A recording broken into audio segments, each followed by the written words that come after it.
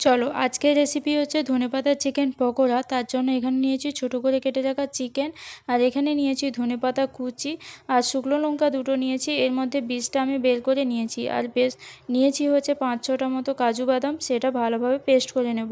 আর এখানে চিকেনটাকে ম্যারিনেট করব, তার জন্য এর মধ্যে দিয়ে দিতে হবে পরিমাণ মতো লবণ, হলুদ গুঁড়ো, লাল লঙ্কার গুঁড়ো, কাশ্মীরি লঙ্কার গুঁড়ো, স্বাদ মতো চিনি, একটা ডিম, দিয়ে দেবো হচ্ছে আদা রসুনের পেস্ট, আর যে পেস্টটা ধনেপাতার যে পেস্টটা বানিয়ে রেখেছিলাম সেটা দিয়ে দেবো।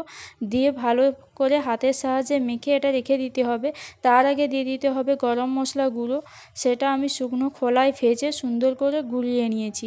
এটা ভালোভাবে মিশিয়ে নেওয়ার পর এটা তোমরা আধ ঘন্টা মতো ফ্রিজে রেখে দিলে খুব ভালো হয়। তারপরে ফ্রিজ থেকে বের করে আবার কর্নফ্লাওয়ার গুঁড়ো ভালোভাবে মাখিয়ে 2-3 মিনিট রেখে তারপরে এটাকে ব্রেড ক্রাম্বসে কোট করে নিতে হবে। একটা একটা করে দিয়ে সুন্দর করে হাতের সাহায্যে চেপে চেপে কিন্তু ব্রেড ক্রাম্বসটা লাগাতে হবে, যাতে একটুও কোথাও ফাঁক না থাকে। সুন্দর করে ব্রেড ক্রাম্বসটা সুন্দর করে মুড়ে নিতে হবে।